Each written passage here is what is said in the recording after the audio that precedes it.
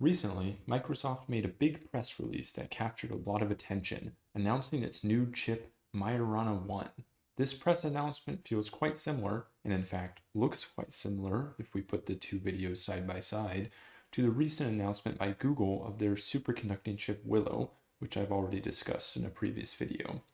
I don't know as much about topological quantum chips as I do about other modalities, so I'm only going to say a little and synthesize what some others have said.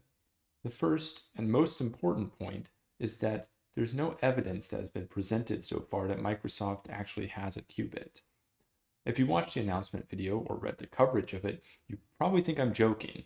I'm not. What Microsoft announced is not a qubit. Supposedly, there is evidence of a qubit behind closed doors, but this is not publicly available. So I'm not joking when I say the Majorana 1 doesn't even have one qubit. What they do have is a routine for working with and measuring Majoranas.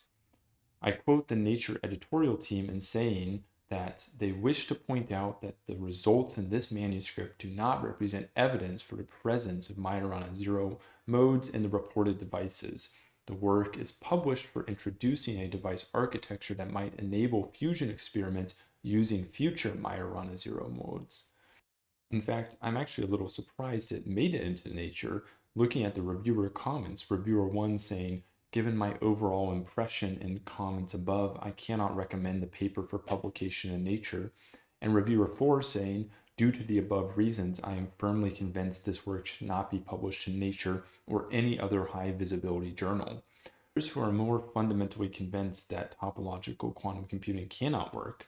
I don't know enough to comment on that, but the most important point to reiterate here is that they have not released data showing a single qubit, much less 1 million.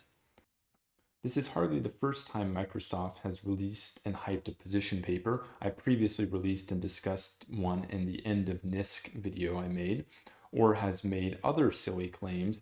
In fact, one of their directors claimed in 2018 that, quote, "We will have a commercially relevant quantum computer, one that's solving real world problems within 5 years." Of course, here we are, 7 years later, and no qubit to show for it. But this video and this press announcement was so egregious, I was blown away.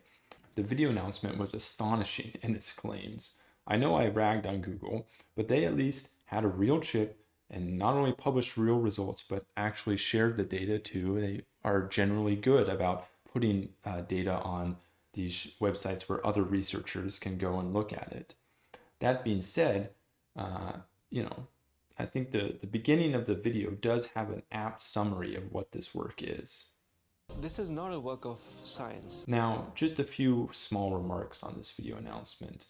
We can see that one of the things that they claim is that Our leadership has been working on this program for the last 17 years. happened in those 17 years. They went from 0 qubits to 0 qubits. Impressive. Very nice. Now I know that was being a little too harsh. So let me be real for a minute and go over some of the other accomplishments that Majorana qubits have had over those 17 years, courtesy of Sergey Frolov. They have had the quantized Majorana conductance Nature paper was retracted. The advanced nanowire Nature paper was retracted. The science papers have had multiple negative replications, and there's been many more issues, as you can see with the scientific integrity of this direction of research.